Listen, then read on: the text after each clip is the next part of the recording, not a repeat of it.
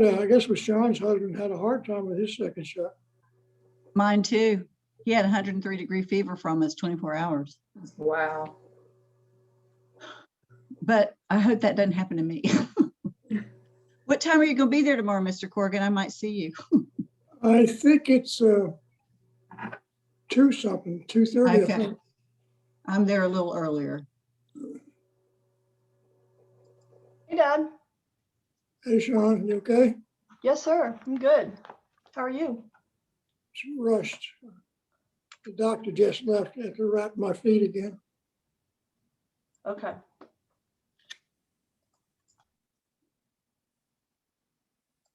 I'm going to put it on mute.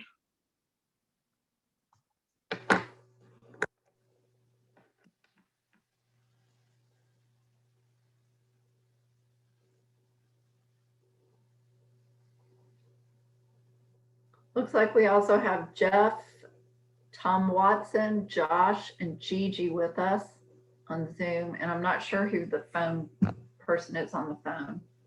Thanks for being here, everybody.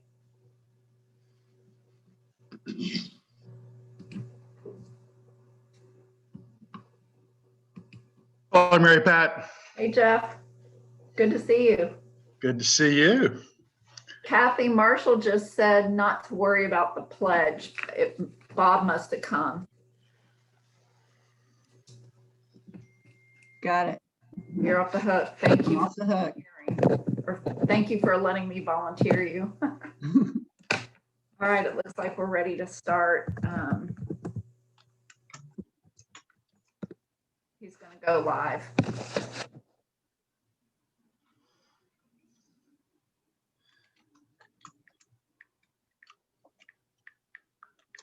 Hey, President Mary Pat, could you remind people if they're doing any kind of official thing at that meeting, they should come up to the podium so we can see them, please? Yep, Ike's going to escort everybody up there. Thank you. Thank you.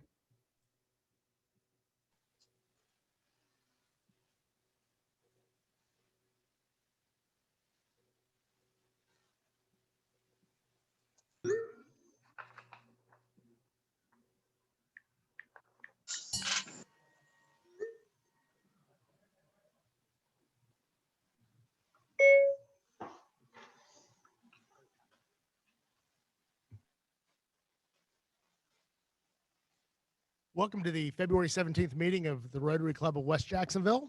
Zoom attendees, please mute yourself and submit any questions or comments via the chat. Unmute yourself to let us hear from you. Our invocation will be given by Sean Asmuth. Then Bob Kidd will lead us in the pledge. Good afternoon, fellow Rotarians and guests. Please join me in a moment of prayer. The prayer I'm going to share with you today was written by one of my former members at my club in Auburn. He also served as one of our district governors and was a minister. O Lord, guide us in our efforts to encourage and foster the ideal of service as a basis of worthy enterprise. May we continue to develop our acquaintances and strengthen ourselves to serve your world in our personal, business, and community life. Bless this meal and fellowship in the name of the many faiths we represent. Amen. Amen. And I think we have Bob Kidd with the pledge. Fellow Rotarians, I don't know that whether you've heard the news, but a great American passed away today, Rush Limbaugh. I just heard it on the way over on his program. So he was a great American and he loved this country. And in his memory, please join me in the pledge to our flag. I pledge allegiance to the flag of the United States of America and to the republic for which it stands, one nation, under God, indivisible, with liberty and justice for all.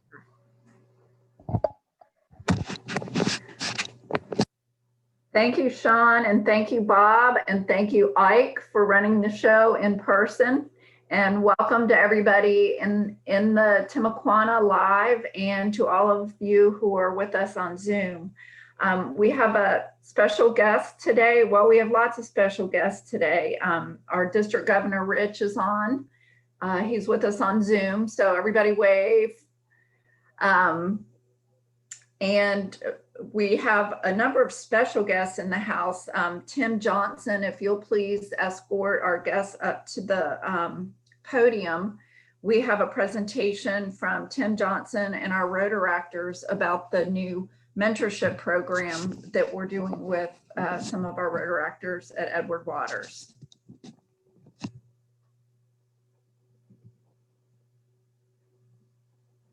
Thank you, President Mary Pat. Good afternoon, everybody. Again, Tim Johnson, and I'm here as your Youth Avenues Chair with a group of our mentees from Edward Waters College, along with their mentors. I don't want to introduce them to you. These relationships have been forged over the past 6 months. I think you'd much rather see them and hear from their mentors. So I'm going to start with Mark, if you don't mind, coming on up. You can bring your mentee along with you, and it'll be followed by Larry and then finally Philippe.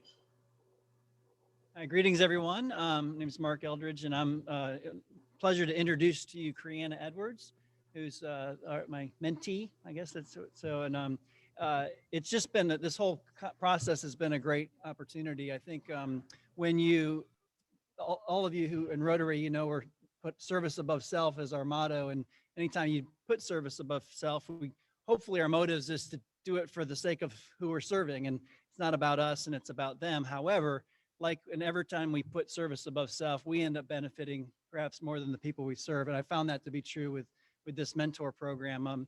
It's been a pleasure to get to know Creana and hopefully help her a little bit, but also the reward of serving in this way has been really wonderful. So Creana, do you want to say anything?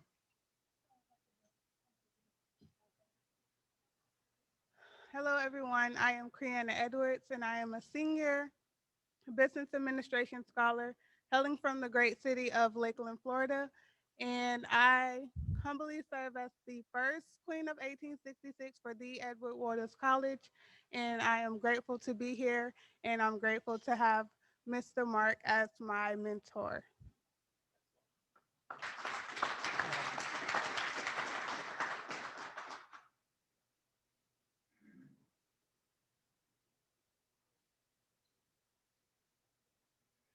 Hello, everybody. You don't know how wonderful it is to see you all. It really is. This is my first time. I'd hug all of you. I would. You know, it's very exciting. You know, the past few months, I've had the honor and privilege of forging a friendship, a bond, you know, with this young lady standing right here. Janiyah Thomas is a senior at Edward Waters College. She's majoring in criminal justice, you know, and she wants to, you know, make a difference in young people's lives, you know, and she has a heart bigger than this room, you know, she really does. You know, my dad used to say when I was a kid, he said, "You young people, you don't understand anything," you know, but I'll tell you, when I meet people like Janiyah Thomas, I think our country is in good hands, you know, for the future. We really are. You know, she's just a great person, you know, really, you know, it's my honor and privilege to introduce you to her. Okay. Go ahead, Janiyah. As you said, my name is Janiyah. My last name is Justin. Oh, okay. Okay. Sorry. My email. Okay. I'm from Washington, D.C., and I just want to thank you all for having me today, and thank you, Mr. Daly, for being my mentor.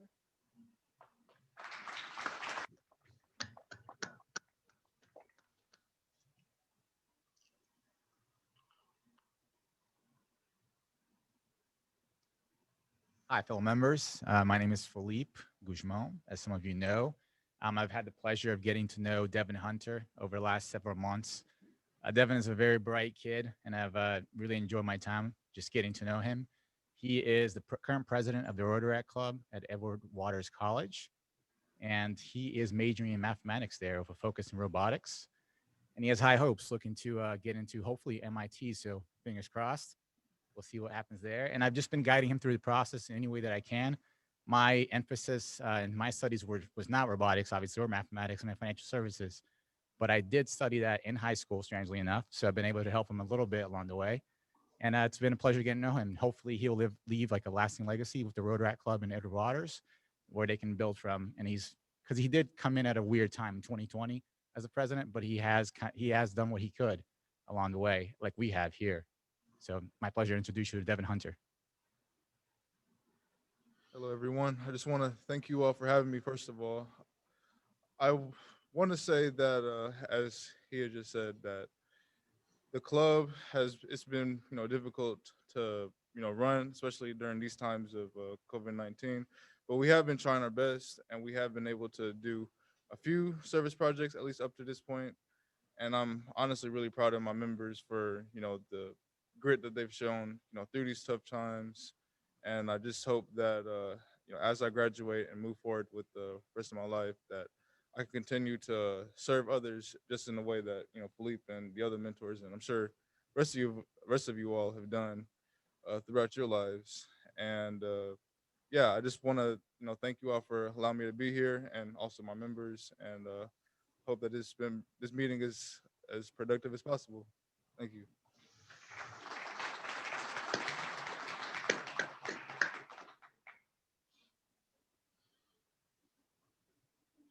Thanks a lot.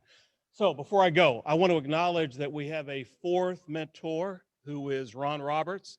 He's mentor to Imani Biddle, and Scott Embry. Dr. Scott Embry has been a mentor to a mentee as well, Tiara Taylor.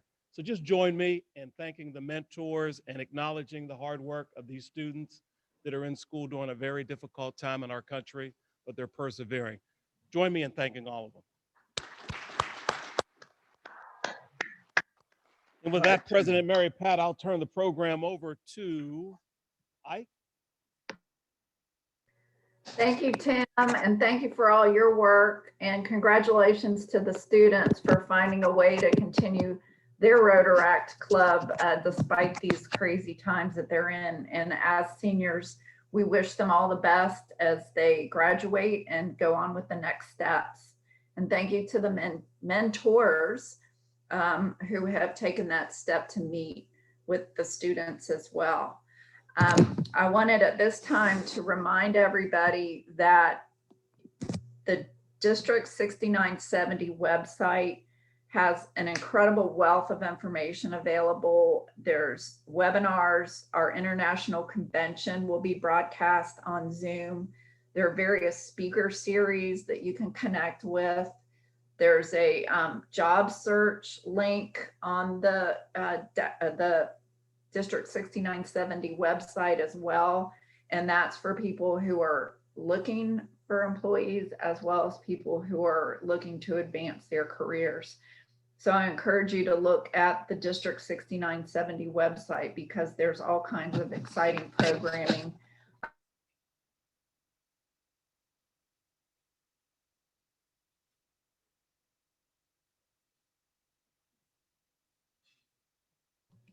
Was I just muted the whole time? Oh, no. No, halfway through it. Okay, I'm sorry. Just the very bitter end, you were fine. Okay, thank you. I was shuffling my papers and I think I hit the mute.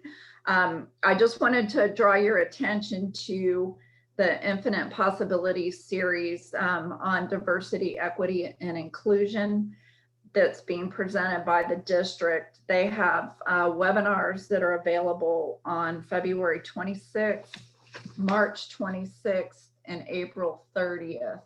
And it's being led by our past Rotary International president, Barry Rassen. Again, that is through the Rotary District 6970 website. Next, I would like to ask Seth on Zoom to share with us our family of Rotary for this week. Thank you, Mary Pat. I just want to make some of the birthday announcements. We've got Mr. Tom Watson Jr. on February 19. We also have Michael Corrigan Sr. on the 19th. Johnny McLeod is on the 21st of February. And Lee Davis is also on the 21st. So happy birthday to all those members of the club.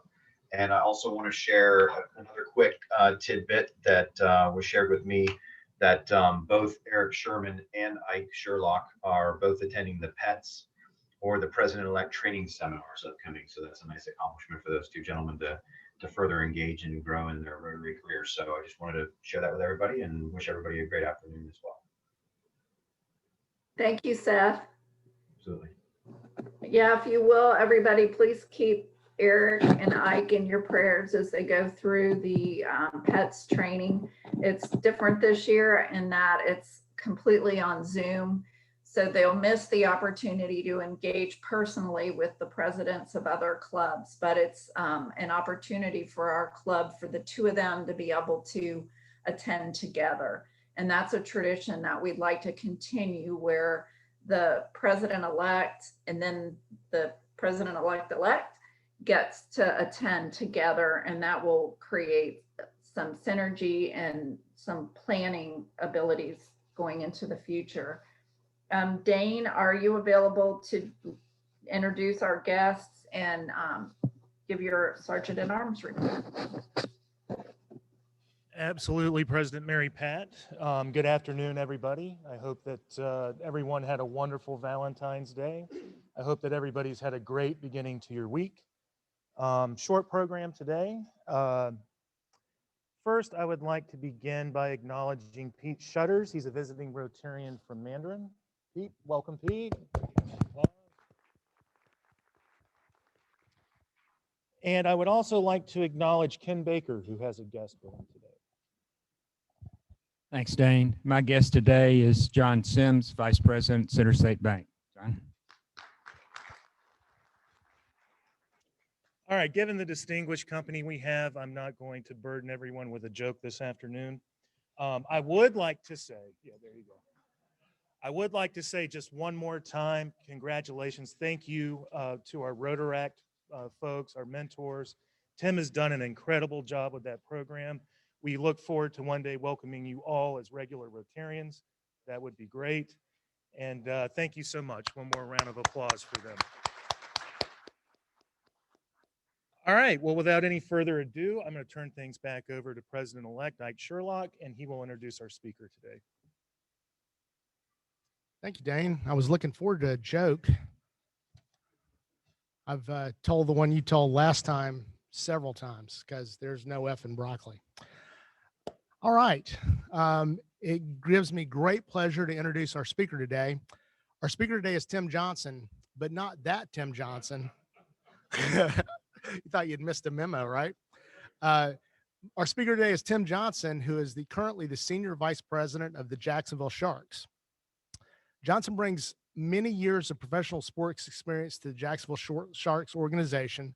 From 1999 to 2006, he was Director of Operations and Sales for the Jacksonville Barracudas hockey team. From 91 to 96, he was Assistant GM of the Jacksonville Bullets minor league hockey team.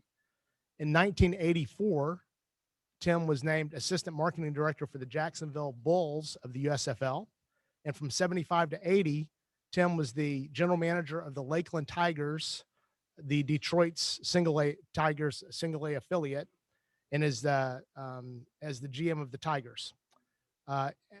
His time as serving as GM, he increased the attendance of the Tigers games by 40%, was named General Manager of the Year by the Florida State Baseball League, and was awarded the Governor's Award for work in youth programs in the Lakeland area. Johnson began his professional career here in Jacksonville as Assistant General Manager of the Jacksonville Suns from 1970 to 1975. In his free time, he likes to spend quality time with his loving wife, Karen. Ladies and gentlemen, Tim Johnson.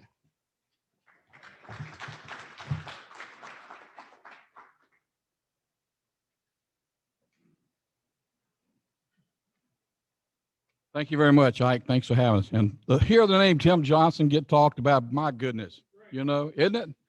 That's a great name. Anyway, we thank you for having us here. I've been with the Sharks since the inception of the team in 2010 to today, which we did not play last year, as you know. we had the epidemic, and so we had a great year in the making. We had players. We would have repeated last year. I know we would have repeated, and we're going to repeat this year. We, out of the 6 times we've been in the playoffs, we've been here 10 years, going on 11. We've been in the playoffs 6 out of those 10 years. We've won 3 of them. So we got quite a record. We got quite a group of people that our ownership is very, very stable. They love the game. They love the town, and they're local people. Our employees, and I brought 2 of them with me today. We're all dedicated to make the Sharks the best show in town. And how many of you can I see your hand? How many people have ever been to a Sharks game? Did you have a good time? Well, we hope you come this year and watch us. We're gonna put on a good show again. The arenas, we have 4 scheduled dates, home and away, and that's because the arenas, the dates that they gave us. So we have nothing to do with that. But I'm not going to talk very long. I've been in sports for like 30-something years, and I love it. I was in this building. I told Ike I was in this building somewhere with the Bulls, and they called my name. Everybody else was speaking somewhere else, Zonka and Bullard. So they asked me to come out and speak. So I go, oh, Lord, man. And I hadn't done a lot of speaking. So when they introduced me, I grabbed the tablecloth on the table I was at, and there was some men around with me, and I pulled the tablecloth halfway across with their plates and tea glasses and all in it. So that was my first speaking engagement out here. But anyway, without further ado, I'm going to ask David Gleason. David's our director. He's our vice president of ticket operations, and he does our group sales, and he does an awesome job.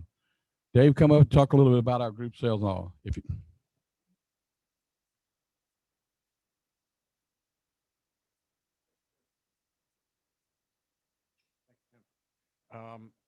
My name's Dave Gleason. I've been with the Sharks since 2016. I certainly don't know what this guy knows, but I do go into his office every single day and ask him a question and learn something from him. Because you just can't teach the stuff that Tim's gone through. So Tim, I appreciate that. Those of you that have not been to a Sharks game, just want to show you a 1-minute video of what we do, and it's not all about football. It's about other things, please.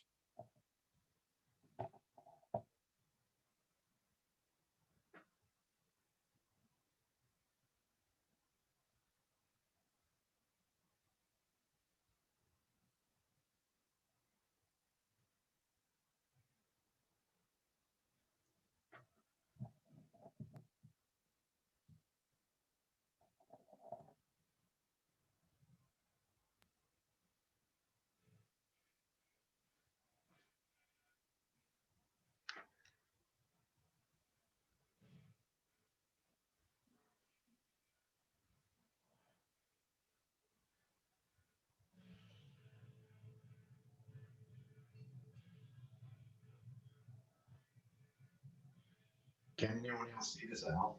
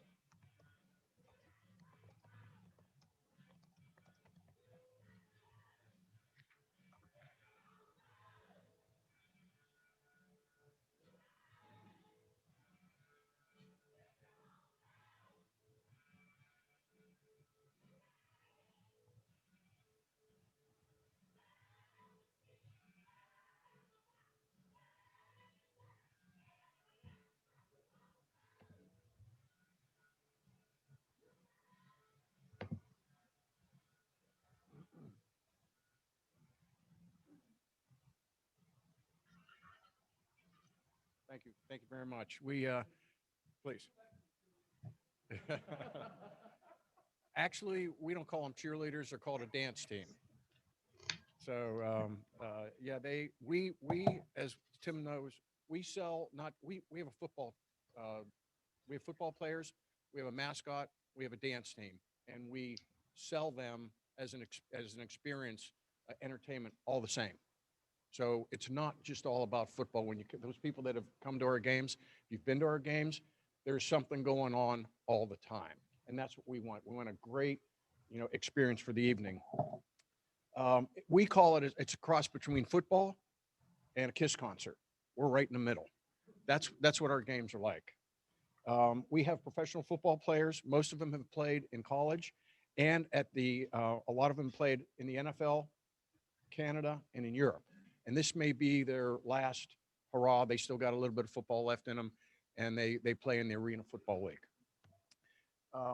We start off with, the game starts off with fire. It's a laser show at the beginning. Halftime is a big production.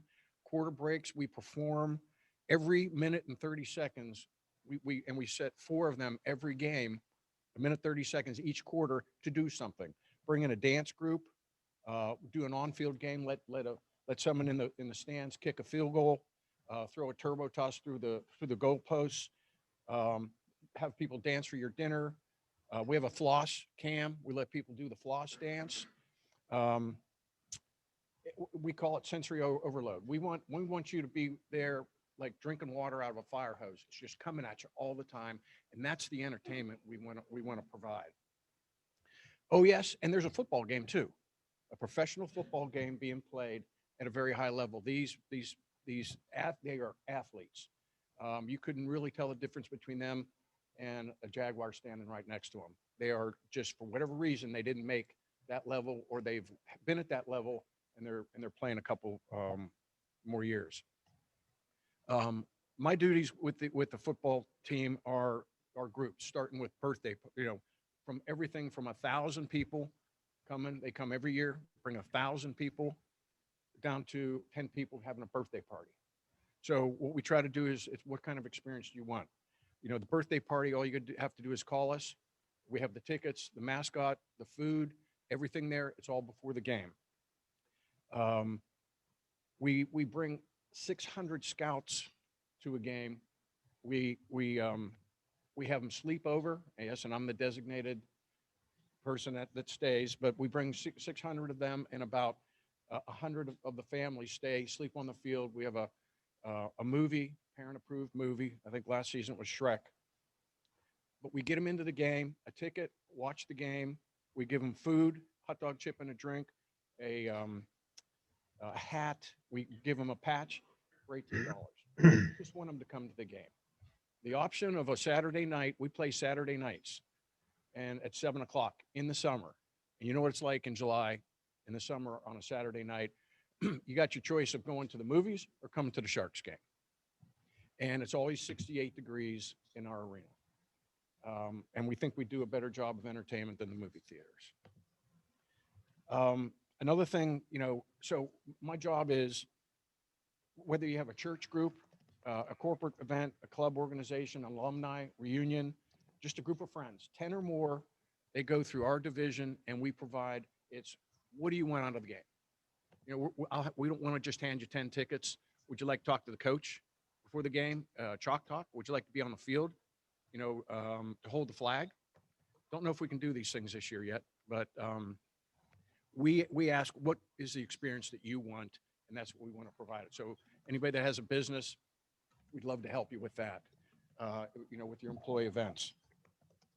Oh, the one thing I did want to show, our players are very, they like to interact with the people there. There's an autograph signing session after the game for 45 minutes. Once the game's over, they put out tables in the middle of the field. Everybody that's in the arena is allowed to come down on the field and get autographs, get pictures, get selfies with our players.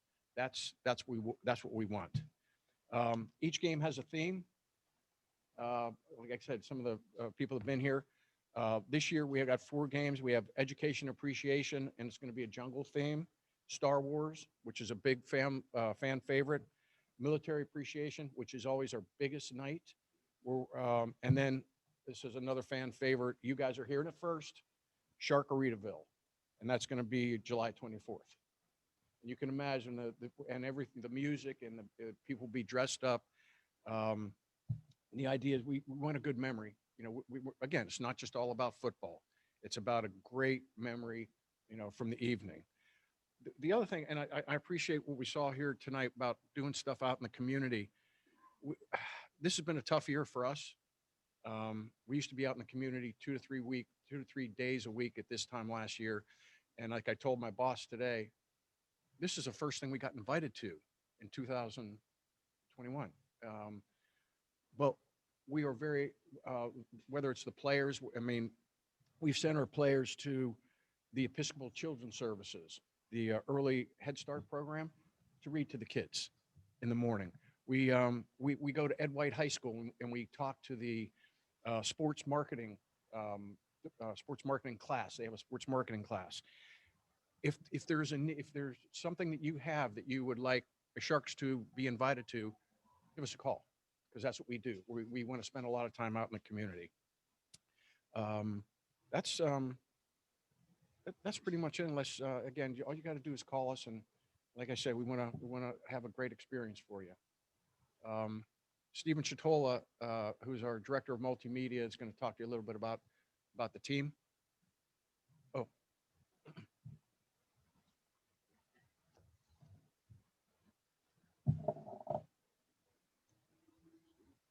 Hey guys, thanks for having me. My name is Stephen Chatola. I'm the director of multimedia for the Jacksonville Sharks. I've been working in the sports industry since 2013. I graduated from Jacksonville University. I worked a lot of entry-level positions with NFL franchises, including the Jacksonville Jaguars.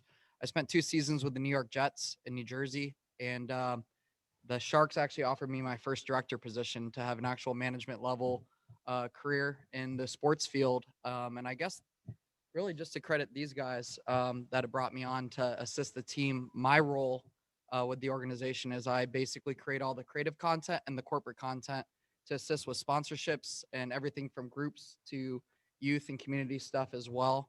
I also manage all of our social media platforms, our website, and I'm pretty much the lead photographer, videographer. So I wear a lot of hats with the organization, but being able to be in the front office and work directly for these guys, I really see what the Sharks' real goal is, which is it's not just about winning football games, which we do.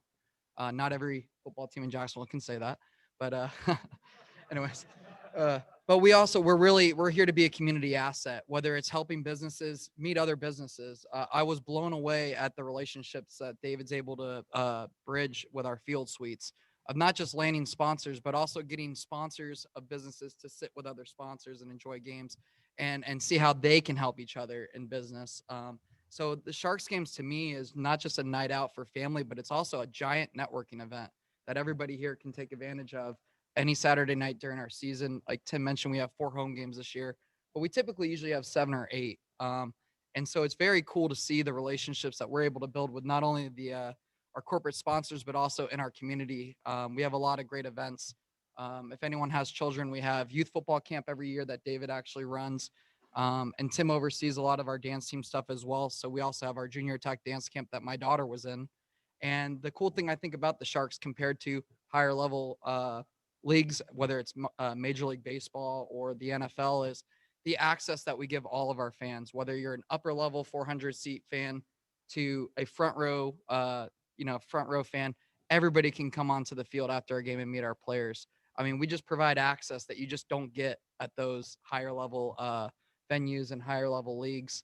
And so it's really cool to see that. And when you have kids like me that are only 4 years old or 5 years old, they don't care the name of the quarterback or what college he played for or what his stats were. They just go, that's number 7. That's my favorite guy. He signed my autograph at the end of the game, or he threw me a football. Or they don't care if they're sitting in the field suites or the luxury suites, or they're sitting in the 200 level. They just want to see the fuzzy red guy running around the field having fun. So that's what the Sharks offer. If anyone's interested in coming to our games, we definitely would love to have you guys. It's a blast. We also have a bunch of gifts at the back above the ice. If anyone would like a coffee cup, a Sharks hat, or anything like that. And definitely encourage you guys to talk to Dave and Tim at some point today as well, if you want to just get their business cards, because we're all about growth and just getting bigger in the community. And I know it's hard with the pandemic, but we're trying to find any way we can to just keep pushing through like everybody else, because by the end of the day, we're a small business, just like a lot of businesses here in Jacksonville. So thanks for having me. Is that good? Yeah, Ike, you want to open it up for questions and answers? Okay, and I think the person, if you want to talk about business, would be me, but I think more or less you want to talk about our players and the football team. So let's let Stephen get the first round of questions. Go ahead. I'm sorry. So I'm gonna be real quick. Anybody who hasn't been to a Sharks game needs to. Hopefully, we can organize a West Jacksonville Rotary event at the Sharks. I've been going since day one. Will the deposit from a couple years ago roll to this season? Because I know obviously we didn't have the season last year, but thanks for all you do. And also the cheerleaders are in the stands, Bill Howie, and it's all about the fans. So Sam, we'll get you a copy of that. How about that? We'll copy one off and give it to you. We'll get a copy of this. Okay. All right. You want to ask some we have some questions?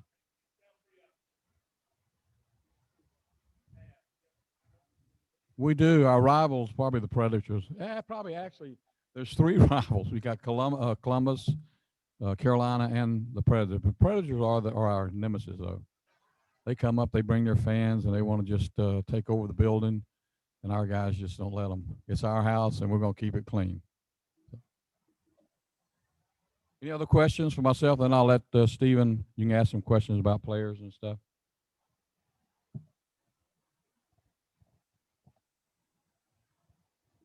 How about any Zoom questions? Do we have any folks with Zoom questions?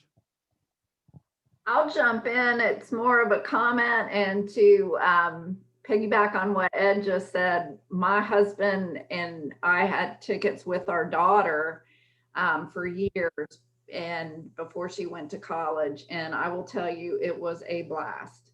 And it was something that our family looked forward to every season. So I'm happy to hear that y'all will be back. And I second the motion. I think Sharkaritaville sounds like a lot of fun. Thank you for that. Any other questions?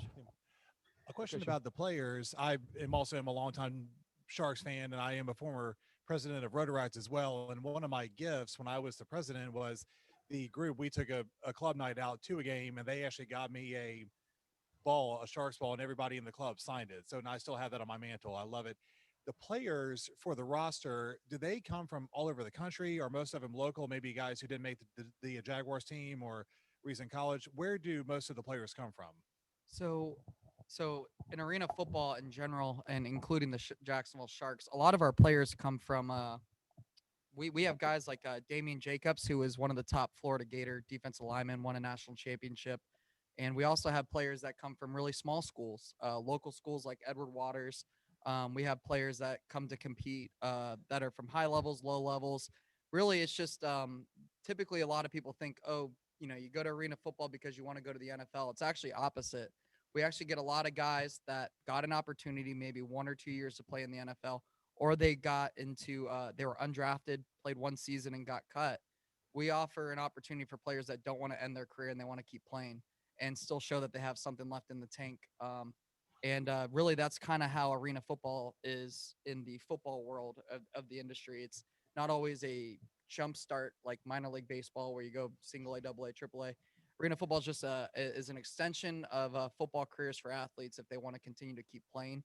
And yeah, we've had Charlie Hunt, who's one of our coaches, played for Florida State University, but we've also had guys from Florida Tech and small schools. So what's the real quick, if I could ask, what's the average salary of these players? I mean, where are they coming in? I mean, NFL players obviously have big lucrative contracts, but at the twilight of their career, maybe where they're waning, like what is the average going rate to pay these guys? absolutely. So a lot of our players, this isn't their main source of income. They really get paid based on their game rate. So most players in arena football in general will make anywhere from $300 to $500 a game to play. But the reason they come here to Jacksonville is what we do with the Sharks, and what one of the jobs that Tim has is we offer opportunities for them to work for businesses while they're playing, because they only practice maybe 2 to 3 days a week. It's not their full-time career.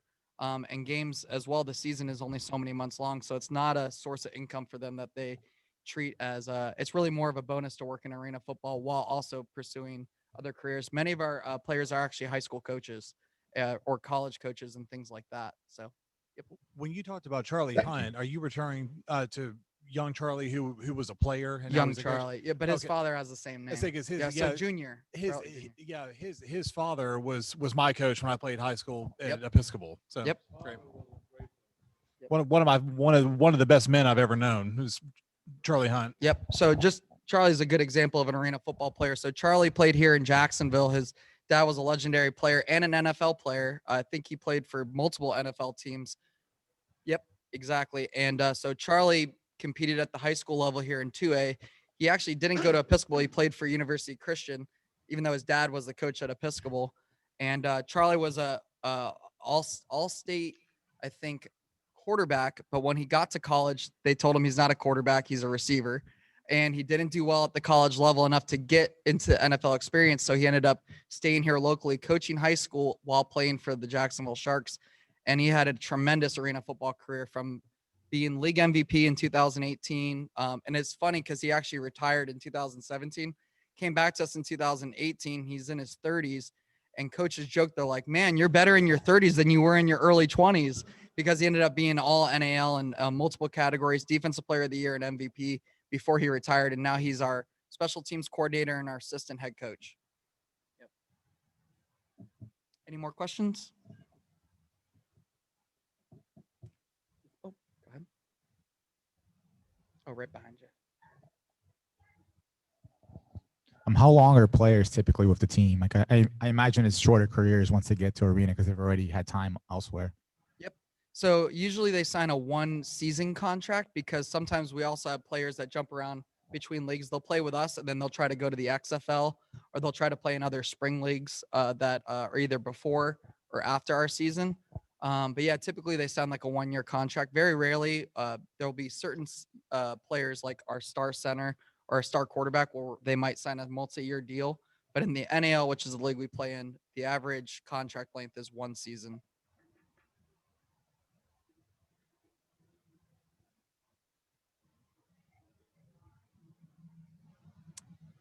Yeah, it was very exciting when they launched. So the XFL actually originally started like back, I think, in the early 2000s or something like that. Tim would probably know.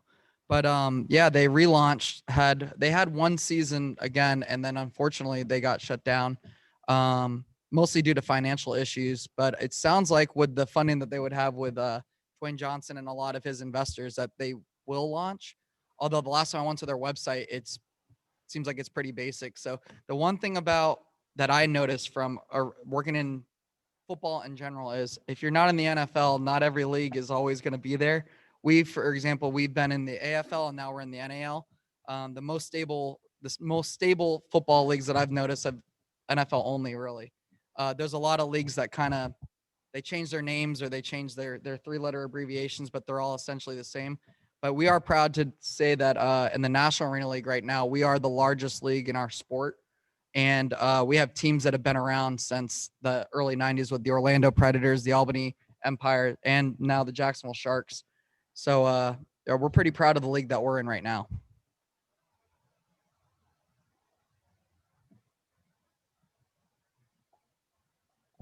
Thank you so much, gentlemen. No problem. Thank you, guys.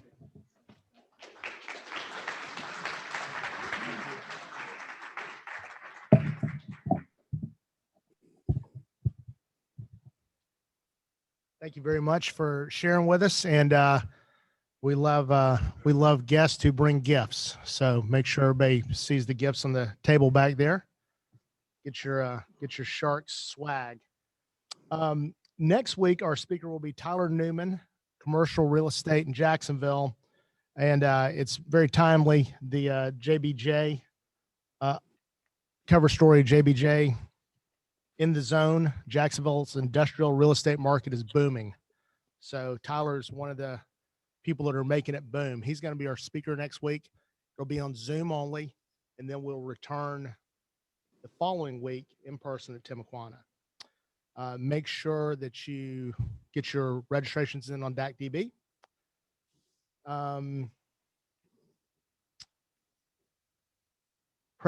Past President Dan Maloney will lead us in the 4-way test. There we go. Thank you, President-elect Ike. Before I start, I just want to take a moment. At the risk of offending individuals for whom I have nothing but affection, I do want to remind our membership of the apolitical nature of Rotary. And while I recognize the importance of someone like Mr. Limbaugh to millions and millions of people, he was a heck of a celebrity and entertainer. He also was extremely partisan and political. So I needed to say that. And I apologize if that offends anybody. I have nothing but love for this membership. Thank you. Please join me, fellow Rotarians, in the four-way test of the things we think, do, or say. First, is it the truth? Is the truth. Second, Fair to all concerned. third, will it Love, be goodwill, and better friendships. and fourth, will it be Beneficial to all concerned. The quote of the week comes from Aesop. No act of kindness, no matter how small, is ever wasted. Ladies and gentlemen, this meeting's adjourned.